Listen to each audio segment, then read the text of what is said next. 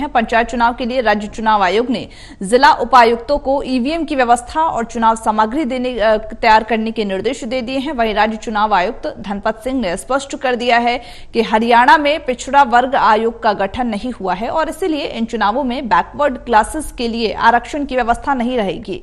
और साथ ही राज्य सरकार ने महिलाओं के लिए 50% आरक्षण का प्रावधान किया है, उसके अनुसार चुनाव करवाने जा रहे हैं। वहीं पंचायत चुनाव कब हो सकते हैं और राज्य चुनाव आयोग ने उपायुक्त को क्या कुछ निर्देश दिए हैं, इस बारे में खास बातचीत की हमारे संवाददाता अनिल कुमार ने राज्य चुनाव आयुक्त धनपत सिंह से।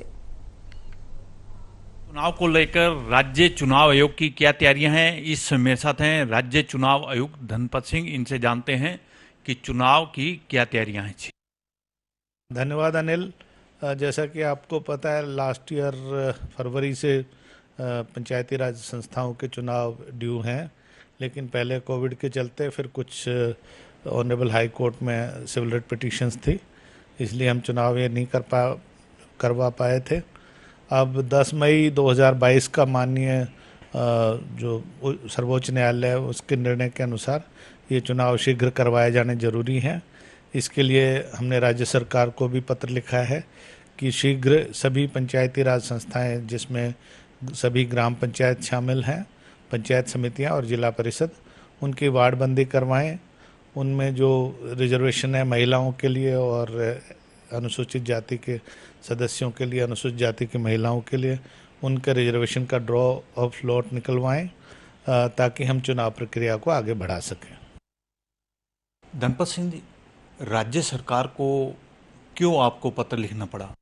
ये सामान्य प्रक्रिया है, क्योंकि एक तो इसका कारण ये था जो 10 मई 2022 का जो माननीय सर्वोच्च न्यायालय का आदेश है, वैसे तो वो राज्य सरकारों के लिए भी है, लेकिन विशेष तौर पे उन्होंने सभी राज्य चुनाव आयोगों को लिखा है कि वो ये निश्चित करें कि जहाँ जहाँ पे भी चुनाव ड्यू हैं वो शीघ्र करवाए जाएं और भविष्य में जहाँ भी चुनाव ड्यू होते हैं 6 महीने के अंदर अंदर चुनाव करवा लिए जाएं।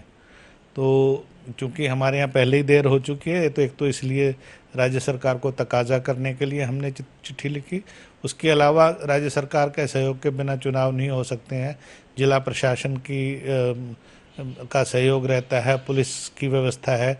हो सकता है अगर हम सारे चुनाव एक ही फेज़ में करें तो हमें केंद्रीय जो पैरामिलिट्री फोर्सेस है उनकी भी आवश्यकता होगी, तो इसके लिए ये पत्र लिखा गया है।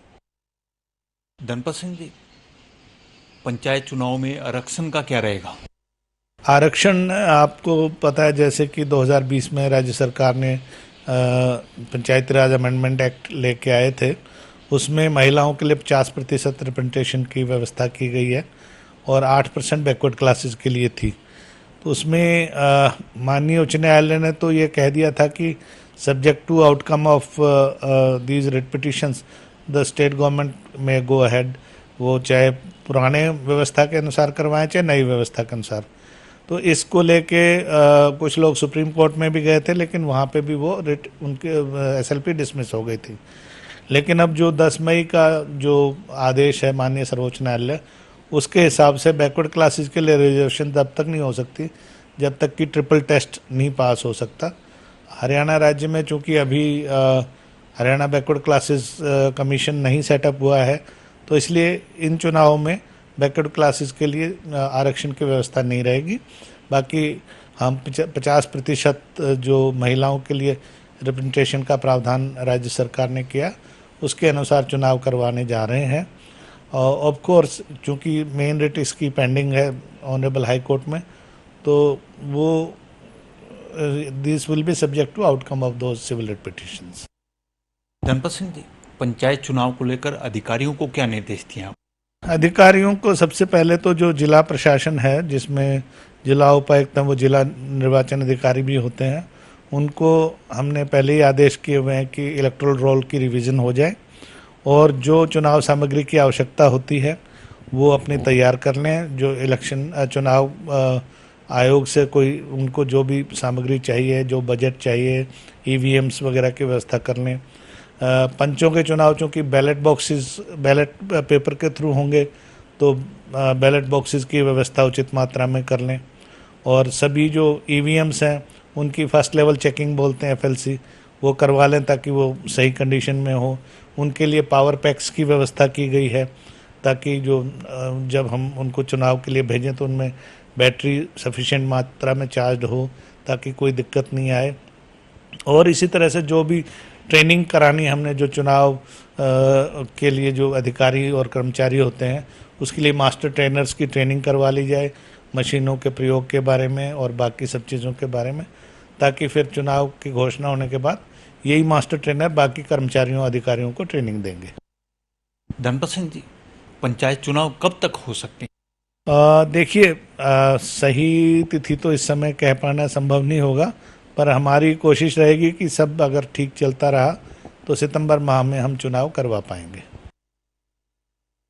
ये थे मेरे साथ हरियाणा राज्य चुनाव आयुक्त धनपत सिंह। इन्होंने बताया कि राज्य चुनाव आयोग की पंचायत चुनाव को लेकर पूरी तैयारियां हैं। इसके साथ साथ उन्होंने जिला उपायुक्तों को भी निर्देश दिए हैं।